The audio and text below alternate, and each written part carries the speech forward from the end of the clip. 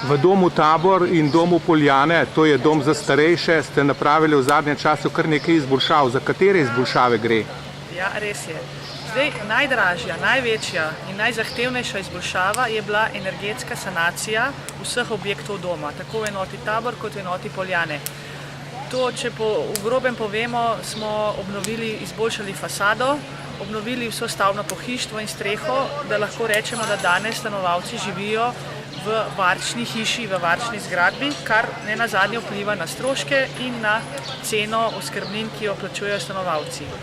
Poleg tega pa so v domu Tabor in Poljane že leta 2004 pričeli z obnovom tudi notranjih prostorov. V zadnjih letih 4 pa smo preuredili vse sobe na Poljanah. Stremimo k temu, da bi tudi vsak stanovalec imel svojo kopalnico, ne zgolj lastne sanitarije. Obnavljamo skupne družabne prostore, kjer jih prirejamo v smislu dnevnih prostorov, tako imenovanih dnevnih sob, kjer stanovalci lahko skupaj obedujejo, skupaj se družijo, sprejemajo obiske. Še pomembna izboljšava, ki pa smo jo v lanskem letu naredili, pa je bilo sicer zmanjšanje kapacitete doma na račun, da smo pridobili večje število enoposteljnih sob. V našem domu namreč zagovarjamo in stremimo k temu, da je zasebnost in intima nekaj najpomembnejšega pri samem človeku v smislu zaznavanja njegove kvalitete življenja. Torej, da ima vsak prostor, kamor se omakne sam, ko želi družbo, to družbo tudi poišče.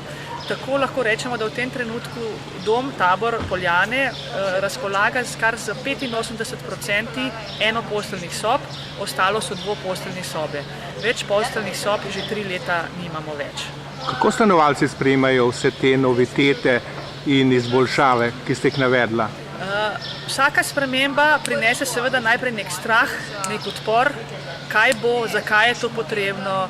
Včasih se sliši tudi, zakaj ne date ta denar raje za več kadra, vendar to ne gre. To so dve popolnoma različni stvari in tega ne moremo mešati. Tudi spremembe s preseljevanji iz dvoposteljnih sob v enoposteljno je bila kar težka, predvsem v tistih primerih, kjer so bile sostanovalke recimo zelo dobre tudi prijateljice oziroma so bivale v sožitju. Vendar po eno leto že kar smo to izvedli, vsak stanovalec pove in tudi svojci, da je zadeva neprimerno boljša, ker je manj teh medsebojnih konfliktov. Zavedati se moramo, da imamo stanovalci različne potrebe. Nekdo bi gledal televizijo, nekdo bi se sluširal zjutraj, nekdo zvečer, nekdo po noči sanja, smrči.